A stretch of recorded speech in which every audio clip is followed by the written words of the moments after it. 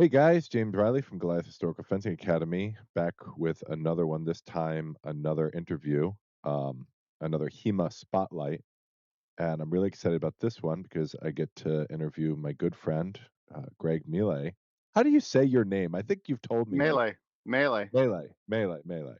Um, I've known Greg for over 10 years now. I've been aware of Greg for well over, um, I would say almost 20 years, I think I've been aware of Greg in a meaningful way. And we're going to get into all of that in our discussion today.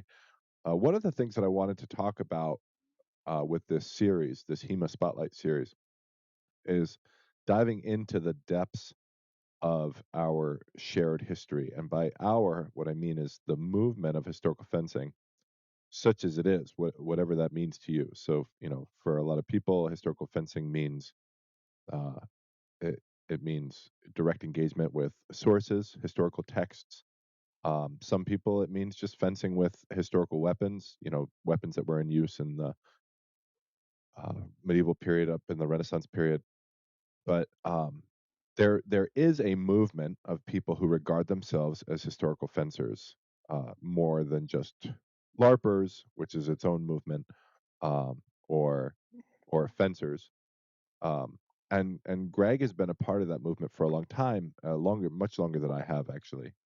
And even though I conceived of myself as someone who is interested in this practice, Greg has been doing real work, substantial work, in meaningful ways for decades at this point. So we're gonna have a chat. But Greg, welcome to the show. How are you doing? Thanks, James. I'm doing okay. It's a perfect day for it since it's colder than a nun's heart outside. So That's right. Yeah. So for those who don't know, in the Chicagoland area where Greg is currently residing, and uh, I'm just about an hour north of that. It's negative a million, and yeah, also the wind. And so, yeah, if yeah, you have an appendage, um, people don't understand. I was chatting with someone yesterday about this, who just moved to the area, and they're like, "Well, I'm used to the cold. I like the cold." And I'm like, it hits different. It's when that Chicago wind gets your ass, it hits different. yeah, Uh, yeah. It really is. It's like I tell people talk about how bad the weather is here, and I'm like, actually, it's not. But you have to survive January and February every year, yeah, and and that's intense. It's a special kind of biting cold when that wind hits you. yes. It rips through your soul and just takes it with. So It rips through any number of layers of clothing that you think that you there you've is no prepared such there's yourself no with. such thing. There's no such thing as protective clothing. So yeah. And then, yeah, so it ripped through your clothing, and then it rips through the rest of your body and into your eternal soul. Okay, so Greg, so, you know, you are well, so first and foremost, you regard yourself as a furist, is that right? Or someone who's a student of the tradition of Armatsari? Yeah, exactly. A student of the tradition of Armatsari. It's a coarse joke, but my joke is that, we say in this community, oh, I do Fiore or I do Capoferro or I do Lichtenauer, but nobody did those people besides maybe their wives. And right. So, that isn't true. And the example I give, so this is a good way to get people my personality and how grumpy I've gotten is that if you look at a martial art, a major martial art, much bigger than our own, that came into being in the modern era, like Aikido, right? You look at the different subspecies of Aikido, and they're all recognizable as Aikido.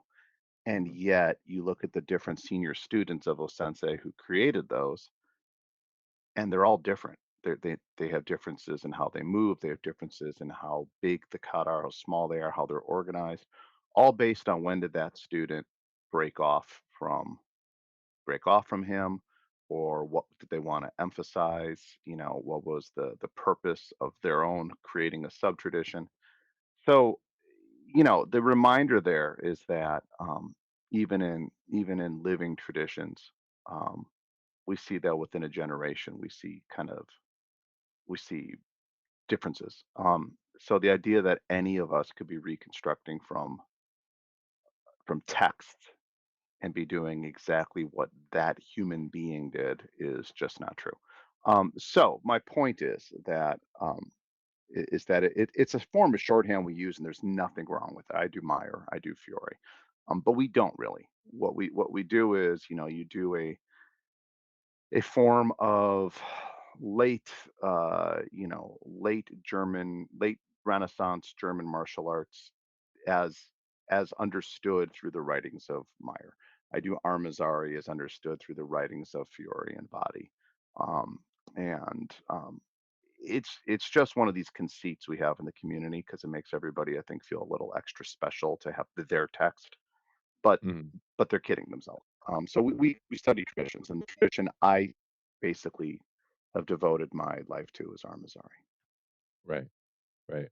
Um, yeah, I think that that's I've gotten into it with a couple of different people in this interview series, but, like, that question of what it means to really be a HEMAist, right? Because as a HEMAist, we're interested in demonstrating our, bona fides or demonstrating our, um, fidelity to the practice, and the practice is this direct engagement with source texts. And so it's not okay for a lot of people who practice this art, the art of HEMA, we'll say more broadly, right? Like not the art of the tradition that you're a student of, but the practice of looking in historical texts and trying to understand either history through your engagement with those texts or the tradition or the art form that those texts are communicating or embodying. Um, but we I think there's an insecurity that people have with regards to how they're practicing. They have to show like the world or the community writ large, HEMA writ large, like, no, no, no, I have a master. This is my master, right? Mhm. Like, and Yeah, then oh, you. 100%, 100%. It also one of the biggest things that I've watched over 30 years with this community is, um well, take a small step back. A good friend of mine back in college ended up getting her doctorate in cultural anthropology, looking at how subcultures begin as something very radical from the mainstream, and then over time, as they grow, slowly morph back into reflecting whatever's going on in mainstream culture. Okay. And interestingly, she did her research. What she used as an example for that was the SCA, the Society for Creative Anachronism, and how this pseudo medieval, pseudo proto LARP, not quite reenactment, not quite not reenactment organization, um, as it grew out of essentially 60s counterculture, um, became more and more corporatized up to and including its artificial medieval kingdoms actually run much more like corporations than they do anything to do with the Middle Ages. And this was in the late 90s, early 2000s. She finished that research. Pretty interesting, pretty interesting study. But coming back to HEMA, um, what I think is interesting is that it was something that was grown grassroots and began with a definite insecurity complex relative to other martial arts. And even though now it gets talked about by other martial artists, gets a fair bit of play, it still has that insecurity, but it also has with it this weird relationship to authority that I know our European colleagues would probably be upset about, but shows how this thing, and we'll talk about this today, actually began in America. And a huge part of, I mean, like, honestly, there was a point in time where you could have fit every European hematist into a regular sedan, right? While it was going strong in the US. Now that's shifted and that's flipped, and we can talk about why. So that's not a criticism at all of Europe or European colleagues. But what I'm getting at is it began with this very American, uncomfortable relationship with authority Mhm. and the idea of hierarchy or structure.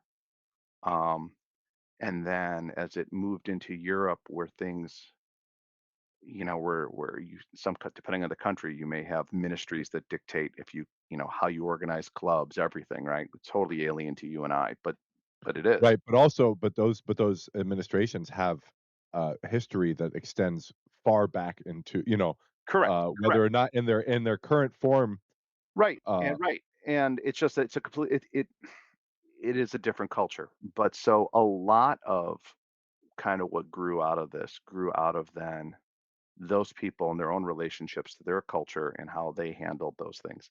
So there's always been this like anybody who's alive can't possibly be an authority who should be respected in this activity.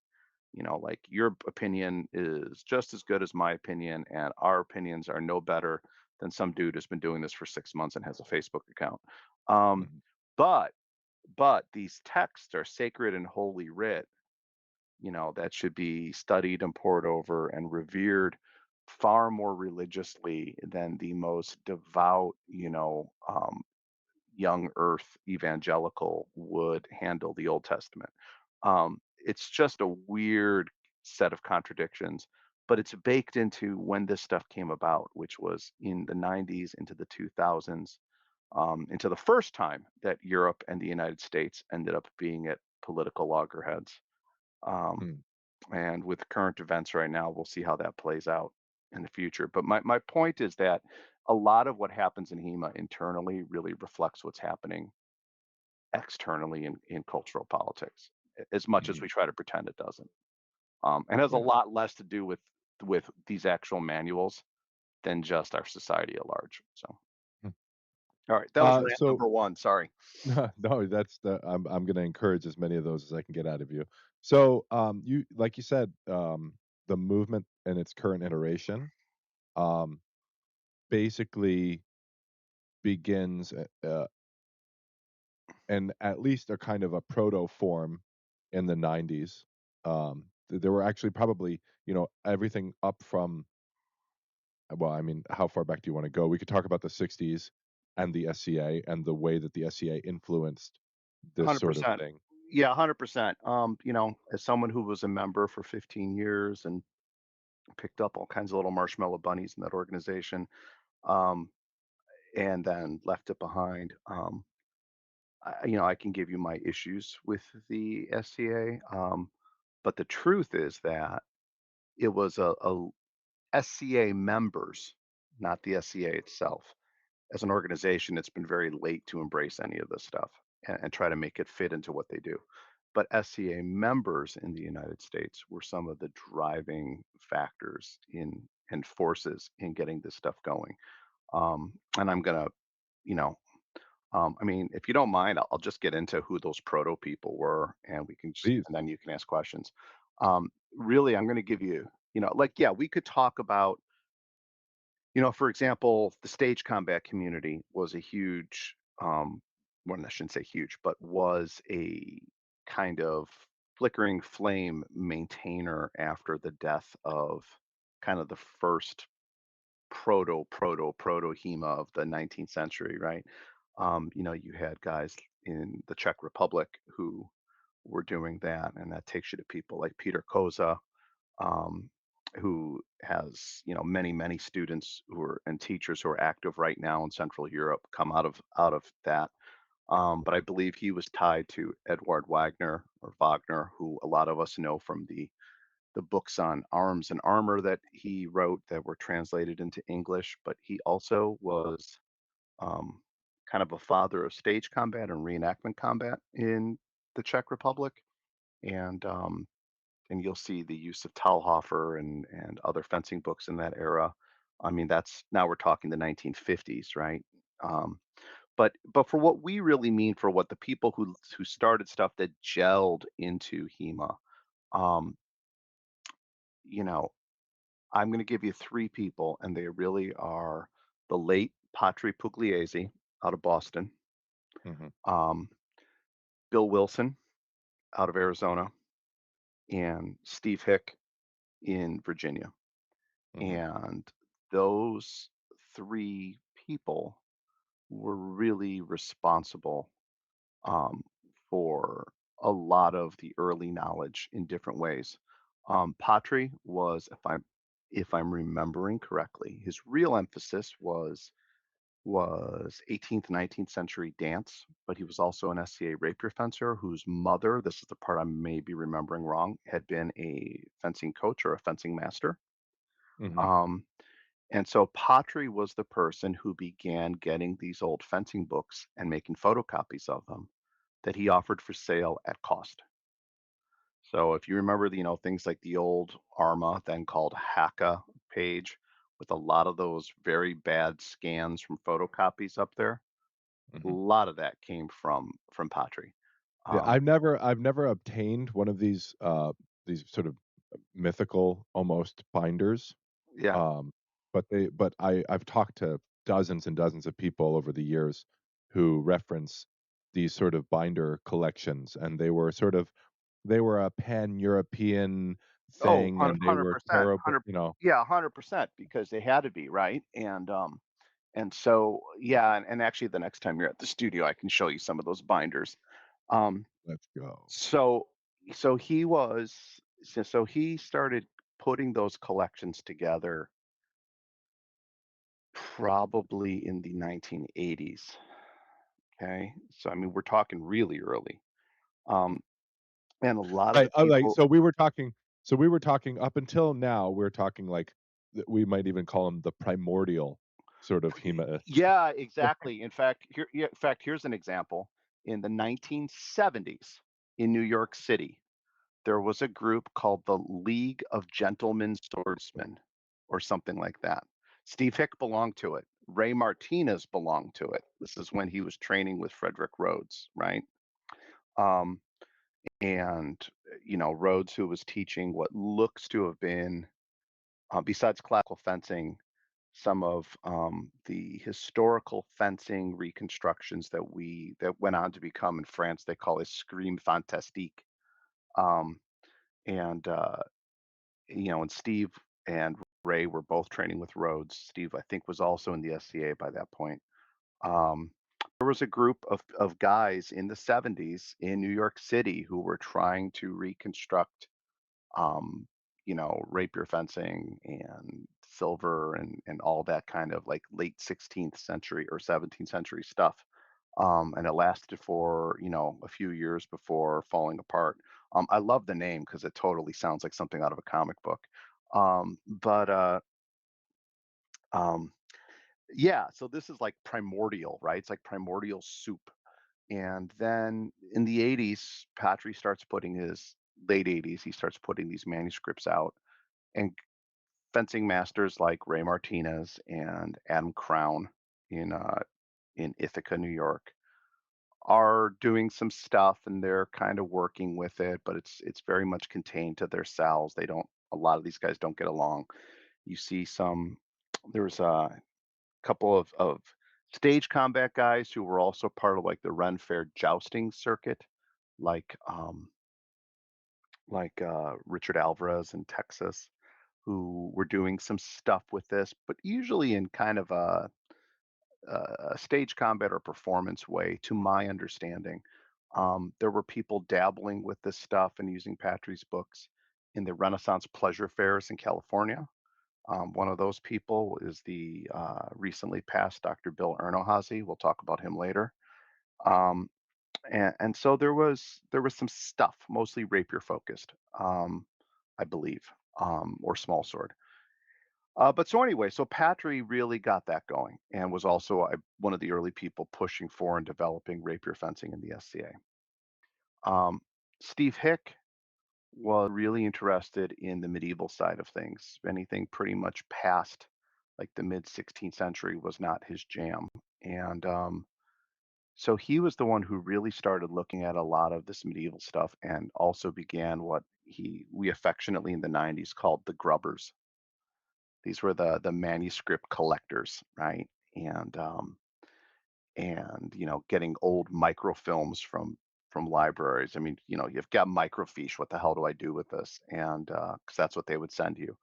But Steve was trying initially to teach this stuff in the context of the SCA. I've got some of his early class notes on Jeu de la Hache, on Talhofer, on Fiore, um, and it went over like a lead balloon. Nobody cared. Um, there was just virtually no interest. Um, and of course, part of that is it was very hard to put anything together when you've got a Okay. Frankenstein, Talhofer, Fiore. All you can do is look at things that are in common and kind of do that. But at least there was something going on there. And then Bill Wilson, on the rapier side of things, his Tattershall School of Defense, which existed in and out of the SCA, and I believe is still around. Bill created an old listserv called the Rapier L list, and that became a hotbed for people interested in talking about historical fencing. Um, So you're dating yourself a bit, good sir. There are Mhm. people in there are Who people don't who know are what a gonna watch this listserv video. is? Google, No. Google it. I'm not telling you. I'm not telling you. I'm not going to even explain what that means. Go look it up. Yeah, Alright, moving on. My Gen X bona fides though just showed themselves. But so essentially, just leave it at this way. It created a chat list for people to talk about historical fencing. And Bill would go on to be really the first person I know of on planet Earth to really try to start translating Marozzo into English in any depth and to start teaching Bolognese, what we now call Bolognese fencing. And again, you can find proto class notes and things from him going into the early 90s. So that was the lay of the land, um, sometime, let's just say 1995, right? By 1995. Steve was out of Mhm. the SCA, but was posting on these lists, and he's focused on classical Japanese martial arts, still is, but was still collecting manuscripts, still making them available. Jeffrey Forgang was on the scene. I have a binder with his first pass through of 133, which was from about this same time period, about 1995 or six. Um, and it reads very different than what became the final translation. Jeffrey also was working on that through the SCA and reenactment circles, while also using it while working on his doctorate. Um, but so you can see, like, the SCA being a huge big tent organization might make it kind of a hot mess from a living history reenactment point of view, but it made it a perfect breeding ground for people who had an interest in this stuff to meet at its big events around the country and talk about this stuff. So, and then essentially they went off and did their own thing. And so that's when I come into the scene because I joined the SCA in the mid 80s, late 80s as a teen, like well before I was even old enough to be able to fight. And I also was doing sport fencing and Japanese martial arts during that time period, variety of different things, Aikido, Kendo. Um, but you know, I had joined it because I wanted to know how knights fight, Mhm. and what I was told was we don't know. Right? Well, we don't know. So this thing's, this is. I remember it was very honest. The rattan fighting was this made up thing. Looking at how the weapons worked and looking at other martial arts but we don't really know how they fought. We don't have any basis of that.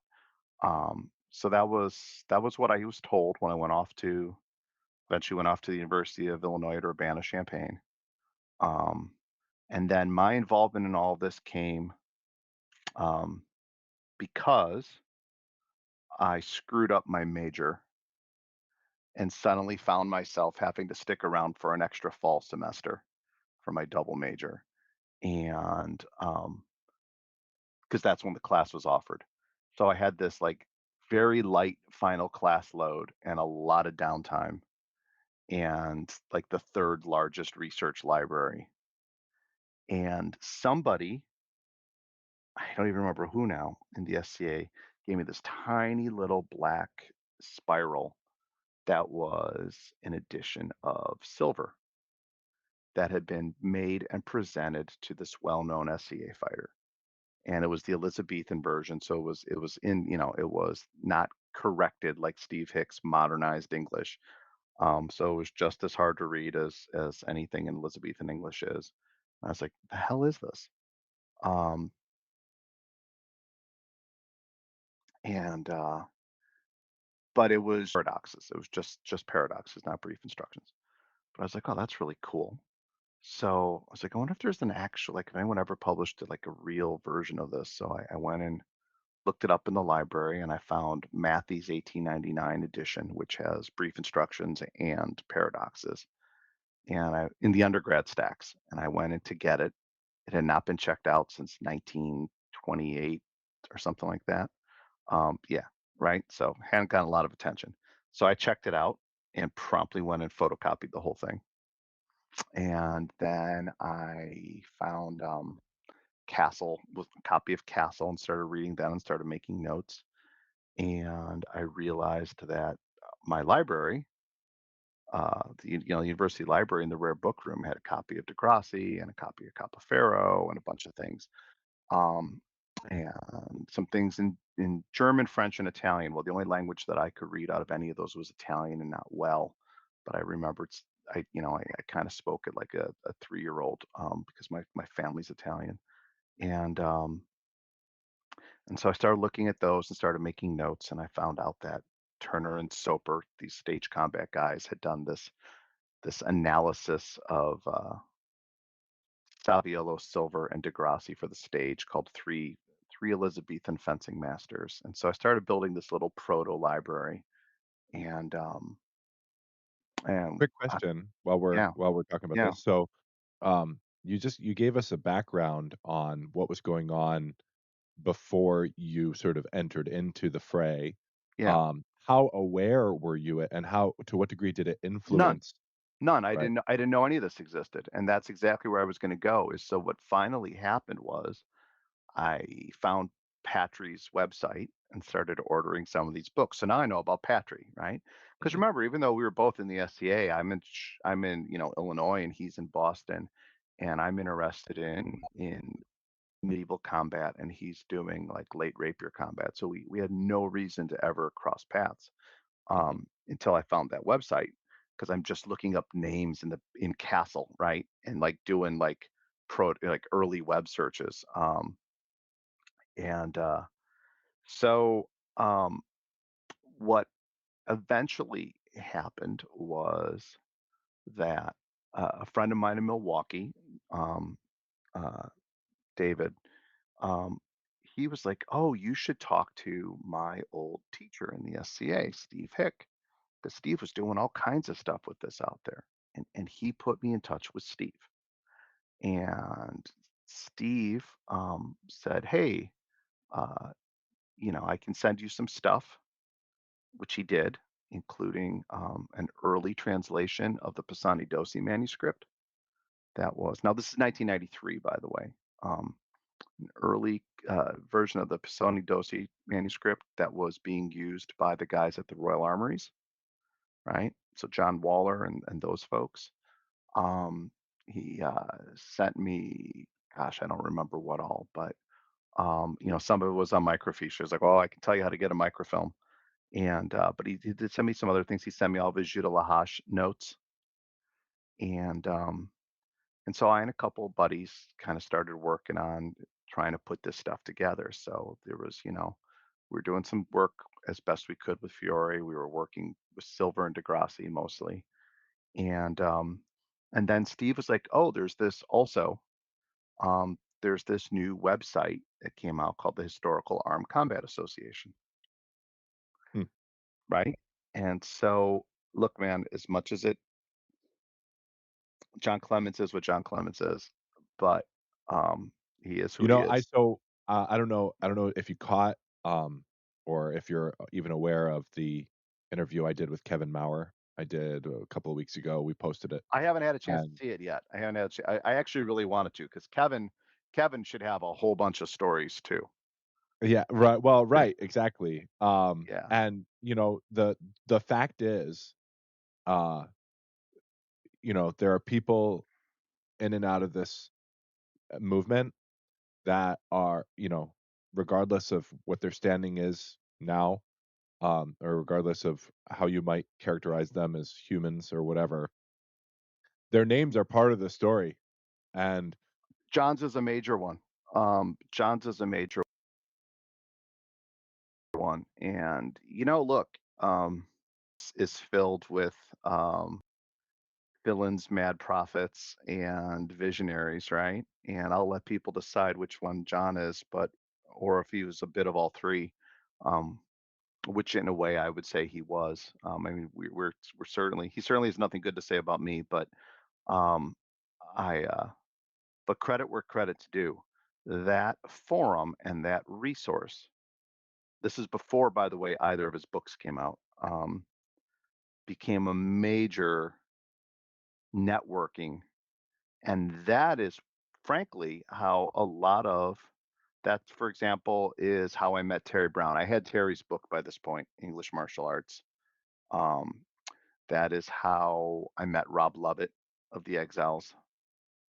That is how Matt Easton became involved with the community. That is, Steve Hick was on there. That is how Jörg Bellinghausen, and some of the guys who created Ox, the first big German group, became involved. Um, Stefan Dika, another early German practitioner.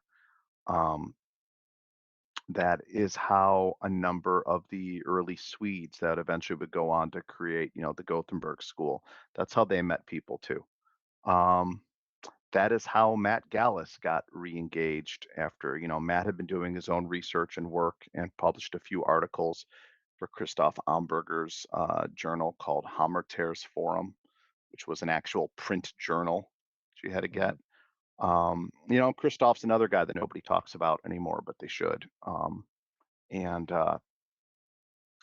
so, yeah, so that forum became a networking place for everybody. And, and it was dedicated purely to this activity. And that kind of started the era of the HEMA internet forums. So if that makes sense. And that maybe is where we that's maybe where we could really say the movement started to mhm, coalesce. Okay, so at that point, I've been doing this stuff for like 2, 3 years, and I find out about this thing, and Clemens is just putting out his first book, Renaissance Swordsmanship, um, and and that is sort of where you start to get the power of the internet right. to bring people together from all over the world. And you start finding out, like, oh, this guy's got something that I don't have, and I have something he does, and we can do a swap.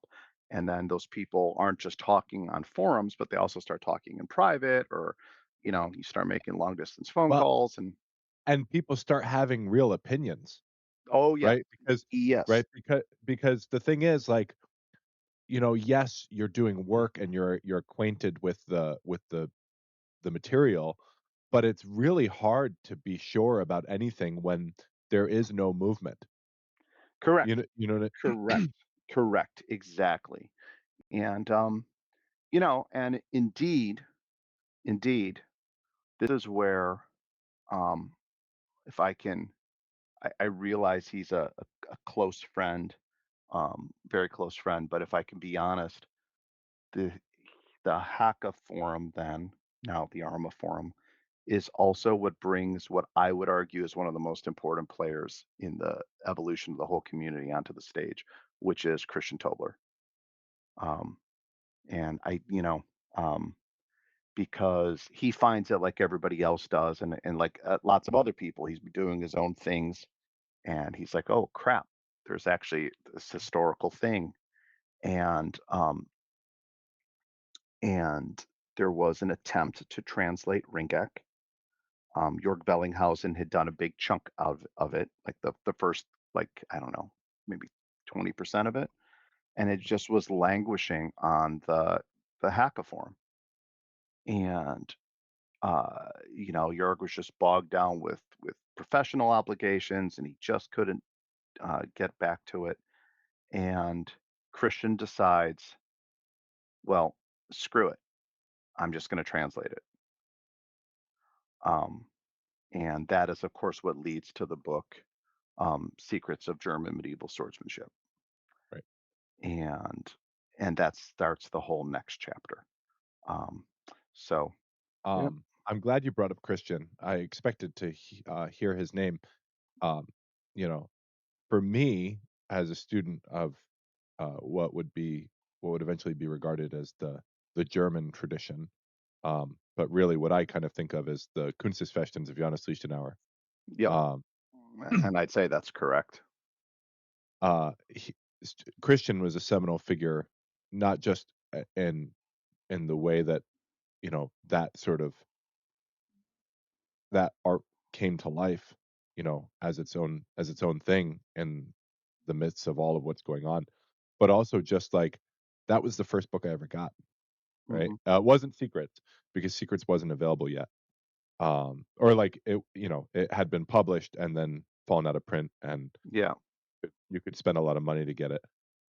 But Fighting was out, Fighting and with the German longsword. Yeah. that was more accessible to someone like me, you know. It's more Um, accessible to everybody. It's why he wrote it. It's right, why he wrote right, it. Yeah. right, exactly, And exactly.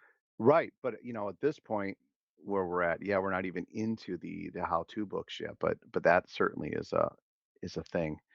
And yeah, but, like, it was the prototype, right? Like, he created the prototype for how to do a translation of one of these books, and then he created a prototype for how to do a how-to book. Um, and he also was traveling all over the US and Canada doing seminars. Um, and for anyone who hasn't met Christian in person, when you meet him in writing, he has a very formal demeanor. When you actually meet him in person, he has a very formal demeanor in which some of the goofiest things you've ever heard come out of his mouth. Yeah, yeah. Yeah, yeah, so, but he also has a real humility about this work and these martial arts. He's always made it clear that he's sort of seen himself as a caretaker for them who's creating accessibility to people. Um, and um, he doesn't always get that credit, but the truth is that the vast majority of what would become the next generation of researchers, practitioners, authors started with his work and either built on it or acted in reaction to it. Or sometimes, to be really catty, publicly acted in reaction to it and then just basically rewrote what he was doing anyway. So, but I mean, that's the highest form of compliment, right? Um, and, ironically, that just has to be what it has to be. But um, yeah, you you cannot talk about this activity without tracing it back to Christian. And it Right. doesn't matter which tradition, because um, I think something people have to understand when we're talking in the 90s and the early 2000s. People who were into this bought books on anything. I have books on small sword fencing. About the only thing I can think a small sword is good for is hanging on a wall or finding the dumbest consensual way to fight a duel ever. I Um, have big gaps in my teeth, so sometimes, like, it might be, yeah, you like can get the yeah, yeah. I mean, and look, and I say that as somebody who fenced like saber and epee, and like even then I thought like, wow, these are sharp swords. This is a really insane way to fight for your life. Like it's close. This thing's. I mean, it's not that they're not deadly. It's just not my jam. But anyway, my point is though, it's like, oh, here's a book on here's a book on Angelo. Okay, I'll buy it. Here's a book on Scottish fencing. I'll buy it. Here's a book on German swordsmanship. I'll buy it because the entire library of what was available could fit on one very small shelf. Mhm. So when Christian's book came out, what existed in the marketplace was John Clement's two books.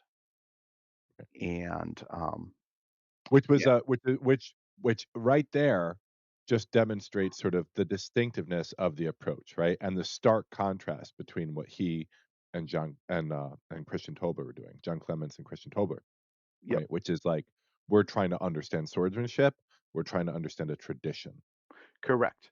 Correct. John was very much the pitch for the pitch in the 90s and in large communities was for this just sort of pan-European approach that the differences are minimal and that you're really just looking across board. And you know what? This is where I mean, here's some I guess some dirt. And I don't really think of it as dirt. I just want to make it clear like this is how much things were scrambling to be put together. Um, I still somewhere have an email that was sent by John to myself, Steve Hick, Matt Gallus, and Dave Rath. Dave is someone who was up in Milwaukee, still in Milwaukee, SCA guy, had acquired a massive collection of manuscripts. Um, but thought all the stuff we were doing was a waste of time because without some kind of group the size of like the SCA, you'd never get critical mass to do anything. So that's where he was focused on was how do I adapt it to this sport. But he had a huge collection of stuff, and anyway, what John was writing us was that he had finished the draft for medieval swordsmanship. He and Paladin were trying to get it done. There was a huge push by Paladin to hit a print window. But what John was writing us for was that the only source of terminology for the German tradition he had was the article Kindred Spirits that Gallus had written comparing Japanese swordsmanship and European swordsmanship. And what he was basically asking us for was, could we supply him a glossary of terminology? Did we have anything so that he could work it into the manuscript and do so, and get it off to Paladin so that a bunch of this would be in here. Now, on the one hand, what I'm based the catty part or the big reveals, what I'm essentially saying is weeks before that manuscript was finished, John Clemens didn't know what a Schwerkau was. He didn't know what a Scheitelhau was. He didn't know what any of that was, except by just vaguely looking at one magazine article, and that is true. He got that information from Steve and Matt. Okay, they did supply him all of that, and I corrected some of the English and Italian terms he was using. Um, but my role in that was pretty minimal. It was really the two of them. So yes, so on the one hand, he didn't know what any of that stuff was at the time he went to print. Um, on the other hand, the bigger part I want to make is that we're into the late 90s and a lot of people looking at the stuff are looking at it very holistically because they're cobbling stuff together. And like you just said, they're not looking at a tradition. And so they're just literally comparing moves, right? And guards and stances. And that's why that book has got these generic guard name positions like high guard, left guard, right guard, high, tail guard in English, because it, the actual names for these positions weren't necessarily even fully known or fully agreed upon what they meant. So that's how, even at the late 90s, how rough it was at a community level, or pseudo community level. Um, and so, make of that what you will, but I think it also explains um, the lay of the land. And so when that book came out, realistically, it probably shouldn't have come out. It probably wasn't ready. It needed a couple of years of time. On the other hand, people really wanted to know how medieval swordsmanship worked, and John putting out that book triggered a huge amount of interest. So on the one hand, the book is a total fossil. On the other hand, and in some ways was disingenuous in what the author did or didn't know. On the other hand, um, it achieved its goal, Right. right? Right. which Right, ultimately the comparison isn't that book, uh, to what it could have been 5 years later or that book to other books that came out 10 years later. The comparison is that book to what you had at the time, which was this. 0. So Yeah, yeah, and the fact that, there's things wrong in the texty sorts that are available, blah, blah, blah. But here's the other thing it did. It triggered massive discussion. And what it did do was it brought people from the US and Canada and Europe who had pieces of the puzzle together and either to trash it or to try to or to praise it or to just try to talk about and fill in the gaps of things that Clemens had talked about that were either off or he said we don't know about, etc. Um, so you know what? Say what you will, but it provided an incredible um, creative unleash on the internet. And so now this takes us to uh, let's call it let's call it phase three. So phase one was the primordial soup, right? Phase two um, was the manuscript grubbers become aware of each other. right, Phase three is the real dawning of the internet forum. And I mentioned the Hacka forum, um, but and real quick on Hacka, I don't believe he's changed the history of this, but that was originally created by Hank Reinhardt, who was the founder of Museum Replicas. And I knew Hank.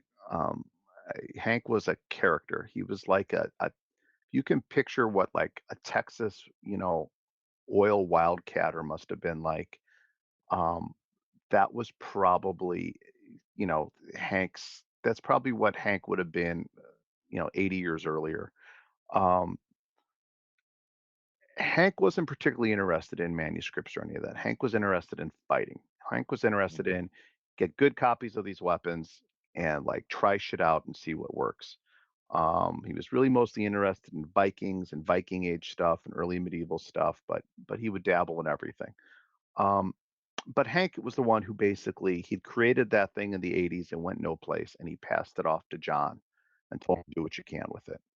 So um, so that's where the Historic Armed Combat Association comes from, and and John did run with it, and so that forum became one source. So there was another place to do this. There was a goofy forum that I had never been to in my life called the Highlander Sword Shopper's Guide, and it literally began as a fan page to the Adrian Paul Highlander TV show, mm, and it was designed to get people to stop buying stainless steel katanas and start looking at real swords. That's what its purpose was. And it was mm, created by a guy out of San Francisco named Adrian Coe. yeah, But that is what became Sword Forum International. And it was so the Highlander Sword Shoppers Guide became Sword Forum International. And eventually, some of the people who had helped Adrian create that would get into a falling out with him and create a thing called NetSword, which was essentially a rival for a few years, also sometimes nicknamed Nutsword, um, because it drew an even wilder group of people.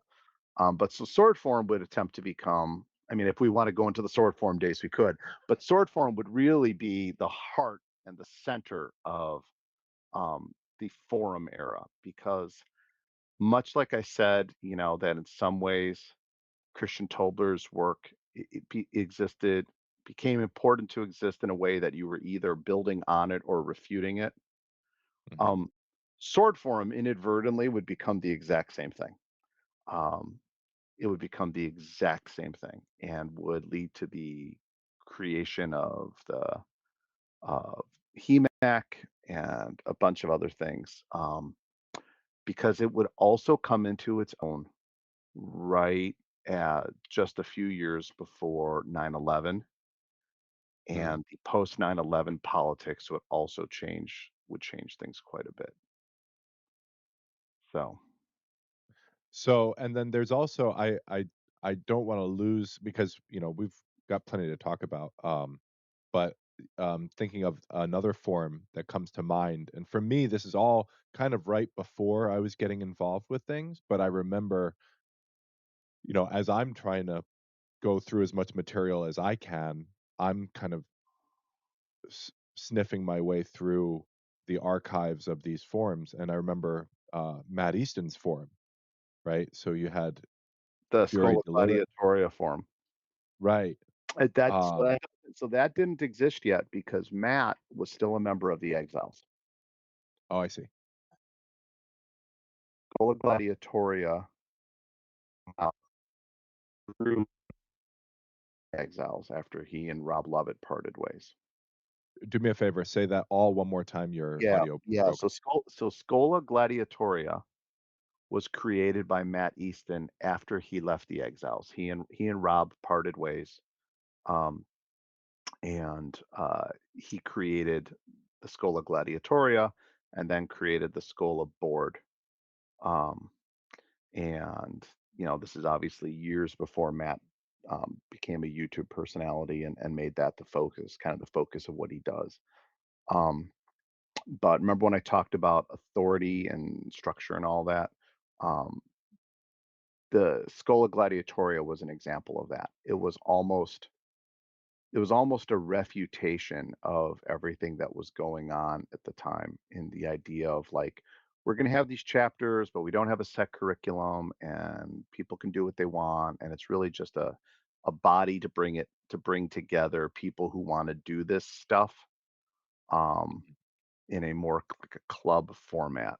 Um, and, that's, um, that was sort of that was sort of the way it was pitched, at least publicly. Obviously, I was never a member of Skull Gladiatoria. Matt and I aren't close, so I can only speak to what he said publicly. Um, we're certainly colleagues. Matt was a major early researcher in, I can't, deny that. Um, but yeah, so that was kind of how the SG board began, but that didn't happen until the early 2000s. Um, Okay, yeah, yeah. So, and again, uh, as a reaction against sword form. right. So, and sword form is really interesting because sword form, like you say, it's all of this is sort of we're getting to sword form from a totally different angle, right? It's this Highlander, it's this sort of you know, Eastern swordsmanship as a maybe even the predominant focus of a lot, if not most of the people that are engaging on that forum. Yeah, But yet, the HEMA community before it became that, right, is also using that as a place to bounce ideas off of each other and talk about the work that's being done and those types of things. correct. And so when yeah, and so how did that sort of evolve? Um, So, so by the time I came to sword form, it was sword form. So I can only tell you what I remember from talking to Adrian Coe. But so Adrian just realized that what had become a way for fans to get real swords and talk about who was making good swords, etc., and do sword reviews. It was getting more and more Asian martial artists talking about fencing. It was getting stage combat people on there talking about fencing, um, and swords. So he was like, well, why don't I create a forum that's got a bunch of sub forums to do those things? And so he created SFI, and he thought there should be something for historical European swordsmanship. Um, and so he created a board for that. I don't even remember who the first moderators were. People think they were me. It was not. I later on would become part of a moderation team with Thomas Stupler and God, I forget who the third person was. But to give you an idea, like one of the first people moderating the historical swordsmanship thing was Gus Trim, the sword maker. because there wasn't anybody. And it Right. was really Gus who suggested to Adrian he reach out to me and ask me to do it. Um, and which was part of how I found out about this thing, right? And so I was like, okay, let me check it out, and I did, and so this would probably be like 1998 thereabout, um, and so that started that era.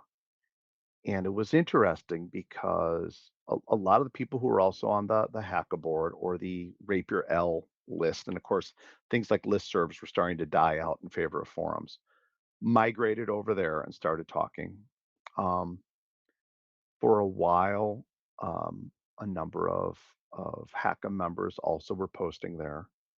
Um, and um, that, for example, was where I first met Mike Cartier Mhm. from founder of the Meyer Prefectors. Um, I should say in respect, Mike and I would, before his passing, become definite friends and colleagues. We did not start that way. There's that's probably a separate story we should tell sometime. But while I had that tenure at Sword Forum, Mike got himself banned. He was one of the few people I actually banned, and kept creating new sock puppet accounts for himself using like Bruce Lee's Chinese name, and like they always had some kind of Wing Chun connection, and I'd always catch it and be like, "No, Mike," or goodbye, Mike." And but it became a thing. Like every year or so, he'd just create a new one, see how long it took me to catch him, and yeah, we could you could do a whole thing on people who knew Mike, dealt with Mike, and what a larger than life character he was.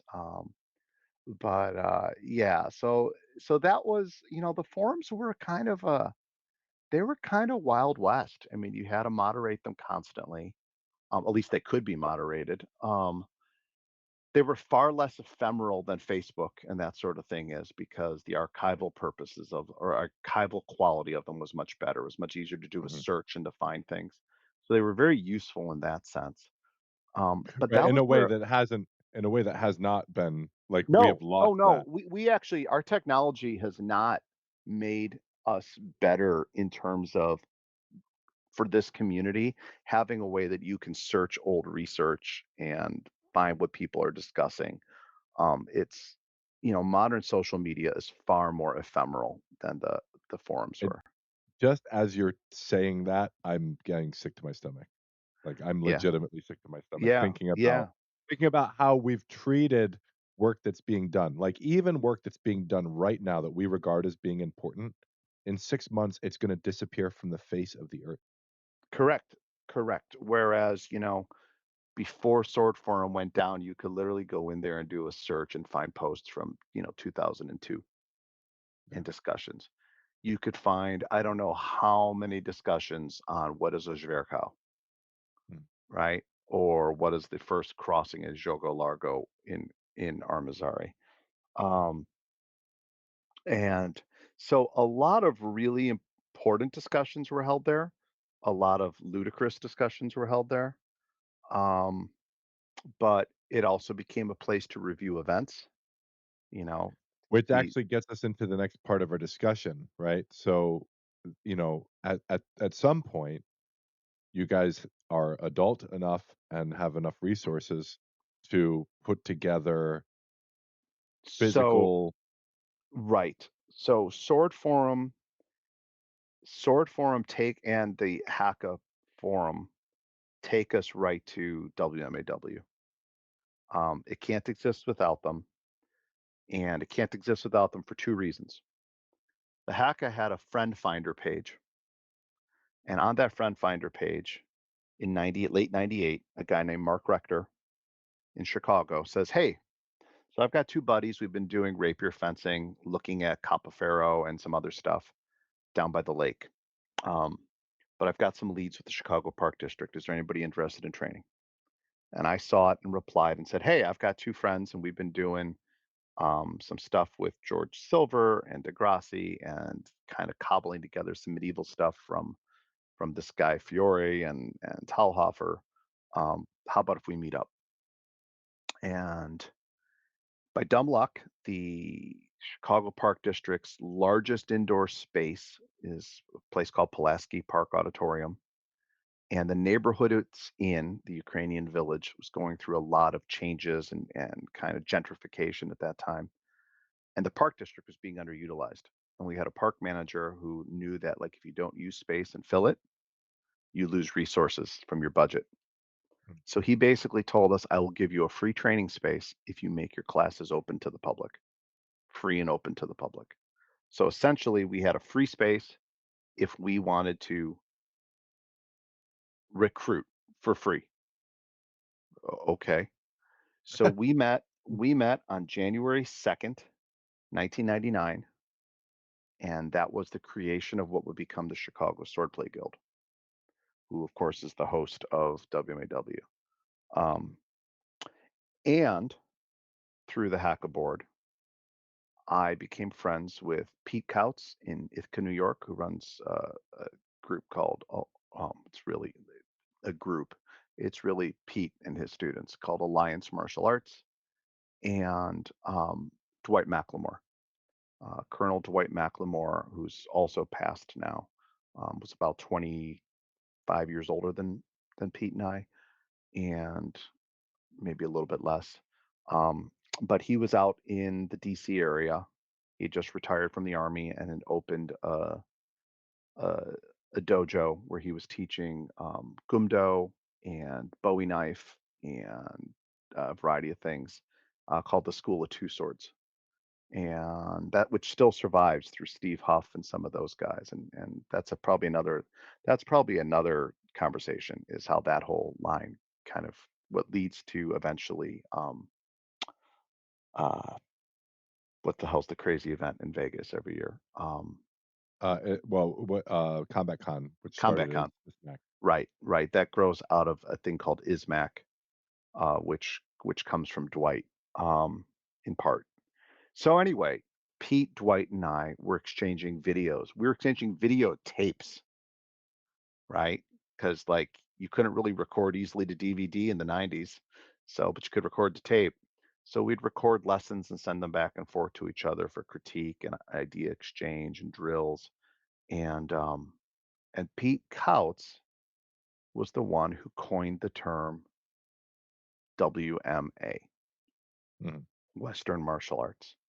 And we can't go any further until I talk about this because I still to this day get people who want to draw a comparison between WMA and HEMA, and they completely misunderstand what Pete was getting at with that term, um, or how I've ever used it.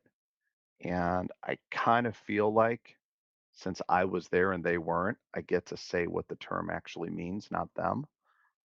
So Pete based the term WMA on, he's a Filipino martial artist, and they refer to what they do as the family of arts as FMA, right? Filipino martial arts, which later on Chinese martial artists would use something similar, CMA.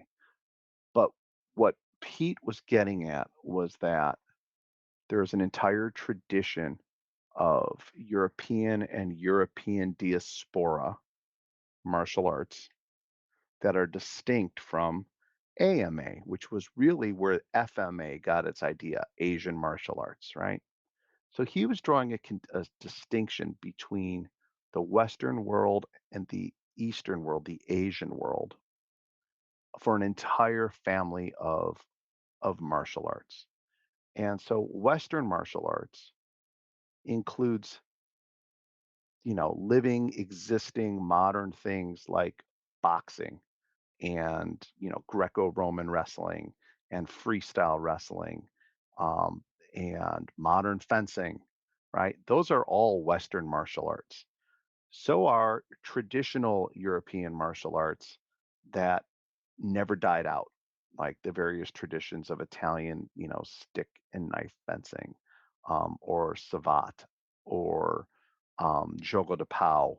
Mhm. I mean, these are all these are also Western martial arts, but they're a subspecies. They're kind of these traditional martial arts. HEMA is a subspecies of Western martial art. Um, and every year when we hold the Western Martial Arts Conference, I get things like this because I get told, like, um, why do you have somebody there doing HAMA, African martial arts? What's that have to do with HEMA? Well, it doesn't have a fucking thing to do with HEMA, but the event isn't called the HEMA workshop. Um, Mhm. but like I literally at one point sent this guy who sent me this very racist rant about that a picture of Europe and in Africa, and I drew a marker for where Africa's western border was versus Europe's.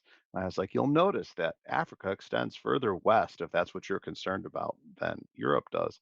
But more importantly, the Europeans loved their African brothers so much that after hundreds of years of interaction, they decided they had to load a bunch of them up onto boats and bring them with them to the New World, and that settled that. But the point is, like, you know, the term is much broader than HEMA. HEMA, which was coined, to my knowledge, by Matt Easton and Fabrice Cognot and maybe Anders Leonard, um, and we can talk about that, was created at least by Matt and Anders as a reaction against Americans who were doing this WMA thing. And they Mhm. wanted to actively promote the idea that this was Europe and these were martial arts by Europeans for Europeans. And again, that's because we were in a post 9/11 world. I should point out Anders' politics were very different than they are now. Mhm. He was extremely left wing in those days. Um, and there was a lot of anti American sentiment. And also this idea that there were so fewer Europeans and they should really try to get Europeans involved, which is why at HEMAC you had to be a European to join, etc. I don't really care about the politics of that at this point. That's just what the history is. And Mhm. again, if the forum still things like sword forum still existed, you could see that discussion on there. Right. That's what it was about. It was for Europeans to create their own identity within this activity, and they specifically wanted a term separate from what was being used. And so, and because we didn't really have like sword form, the term we used was Hess, historical European swordsmanship. Mhm. No better or worse, just a term. Um, and um, so they wanted a term that was their own, and they created HEMA. But what that term became to mean, and there's nothing wrong with that, and the term works fine, was different from what was ever meant by Western martial arts. Mhm. And so today, if you want to get how that fits in, you have Western martial arts. A subspecies of that is HEMA, which are these reconstructed, decidedly pre-modern martial arts. And then within that, there's a or a tradition like Armizari or, Liechtenauer's Kunstfechten or Northern Italian rapier fencing or Southern Italian Baroque rapier fencing, right? Like whatever your gem is, French small sword. But that's how they drill down.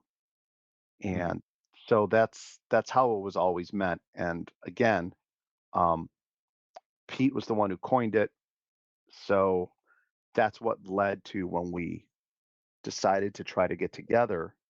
The idea was that he, Dwight, and I were going to get together and bring some of our students together. And where should we meet? And we Mhm. decided that Chicago was the easiest place for them to fly into, certainly easier to get to than Ithaca. And Dwight was in DC, he could get anywhere, but renting spaces in the DC area was hideously expensive. Yeah. So it was going to be Chicago. Um, and then Pete had the idea of pitching to me, why don't you make it open to the public? And why don't we try to invite some other people to teach? And that's what became the first Western martial arts workshop in October of 1999. And really, to my knowledge, the first workshop for what we now call HEMA, um, that was not tied to, like, a Renaissance festival or an SCA event, or it Mhm, just existed for its own purpose. Um, and it had 35 people, either 35 or 45, I always get this number wrong. Um, and David Civet of the newly formed, EMA, Academy of European Medieval Martial Arts in Toronto, flew in mhm, for it, thereby making it an international event. Um, uh, and we did classes on longsword and Italian rapier, Bowie knife, um, uh, German wrestling, um, uh, spear, um, kind of a pole arms out of Degrassi. My friend Rich did, Savat. Um, there was a guy named um, Kevin Menard. He still lives down in, can't remember if it's Dallas or Houston, but he's down in the Texas area. Who did Savat Dance de Rue, and he taught a workshop on that. Um, Ken Frenger, another early name who died very young, who should remember. Ken was really big in promoting um, uh, various forms of Celtic wrestling and bare knuckle boxing. He did a thing on bare knuckle boxing for us, and also Irish shillelagh fighting. It's the first time I'd ever seen Irish shillelagh fighting was through him, and it was through Ken. And he lived in Cleveland, I think, maybe Columbus. Um, anyway, so yeah, so that was the first WMAW. I still have a flyer someplace, and it is one crude ass flyer. It's a picture of Durr's longsword guys, you know, stuck at the top with like it's a one piece loose leaf sort of thing that you could lay out in Word, and I mean Word, circa 1999, so you know how good it right, was. Yeah, right. so that was October of '99. It was the first Western martial arts workshop. So basically the same year that you founded your I mean, well, so Yeah, literally the the same the year the that the you founded. CSG was only 10 months old when we hosted that. Right. Now, Pete, Dwight, and I had been in communication for 4 years at that point, 3 years. Um, so we had been kind of brainstorming and planning, and exchanging notes and training ideas for a while. But yeah, yeah. So the CSG was founded with 6 members. Um, by the time we held that workshop, we had previously that summer held a workshop with John Clements. We brought John out. That's a different story. That was Well, and later on. actually well, so Yeah, let's do this. Let's do this because we're coming up on the available yeah, time. yep, I'm very happy with all the stuff that we covered for sure, yeah, but it just means that we're gonna have to do this again. yep. Um, You asked me to and cover so 30 years of history. That's not a You know what, man? No, no, I'm like I said, I'm super, super delighted with all of what we did get through, Yeah, yeah, today. just trim it however you need to too, so. Oh, like, yeah, mostly I'm not going to, but I do wanna I wanna sit down and go through it again because we have to talk about WMAW as it would march forward, and then also ISMAC and the relevant parties involved with that, who all deserve a seat at this table, and then, um and then I do wanna also get into just how your perspective on what you were doing was shaped during this Yeah, because, we've talked about the history, um, but then there's your own personal history and, people like you, people like Christian, people like Mike, Cartier yeah. Cartier, your the way that you sort of formulated your own approach would have reverberations throughout the community. And people like John, people like Matt Easton, like all of y'all's perspective on what the hell you were doing would would be substantially impactful to the rest of us, a few years later. Yeah, And I don't yeah, no, absolutely, and I think maybe the good rap here is to just talk about as small as that first WMAW was, it also set into motion a lot of what would happen over the next 10 years. Because, for example, Jared Kirby and Tim Ruzicki came to that event, and they belonged to the New Dawn Duelist Society, which was the American branch of the Dawn Duelist Society, founded by Paul McDonald and Guy Windsor, right? Now, Guy by this point had already moved on to Helsinki, but we didn't know Guy yet. So, but Mhm. if you think about like the various effects that Paul and Guy would have separately, right, internationally. Um, so here were their two students. Jared would meet the students who came, blanking on his name now, he's one of the provosts of Ray Martinez. And Was it Cecil Longino? no, it's not. Cecil wasn't involved yet. And Cecil was not.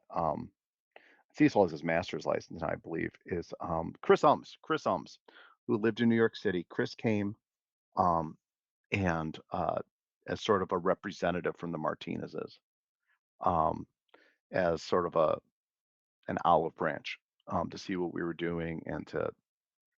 But Jared would move to New York City and would start training under Ray. In fact, for a while, he would literally live in Ray and Jeanette's And that home in and that yeah. their attic. Right? He was like their renter because he went out there to be an actor. Now, why is that important? Because Jared would come there. Jared was from the stage community. Um, Dr. John Lennox would come to the event. John is a professor of theater and stage combat in Michigan.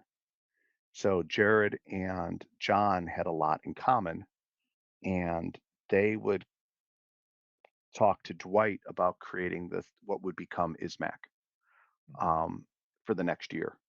Um, and so ISMAC would come out of that meeting of those two guys, and then eventually, well, really those three guys, because Dwight would be a big sponsor of it.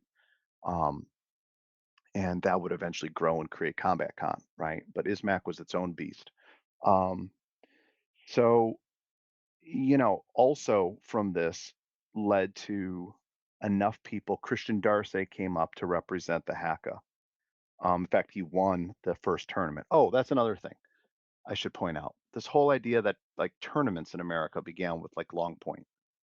The first tournament was held at the first WMAW.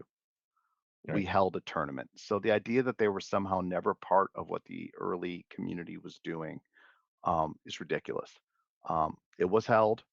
Christian Darcy won it handedly, um, but Christian proposed um, at that point that he hosts something down in Texas and also wanted me to talk to John about this idea John had about working with me to create a sort of a symposium. And that would become Swordplay Symposium International, a, a the League of Nations of early HEMA because it Right. was just as successful. And that's a separate talk as we go into the next era. But my point is that all of those things came out of this tiny little group. And we also came up with the idea that WMAW maybe would be a regional event. We didn't know it would be a international event for the Mhm. kind of the Northeast, and it would rotate between Chicago, Toronto, and New York City.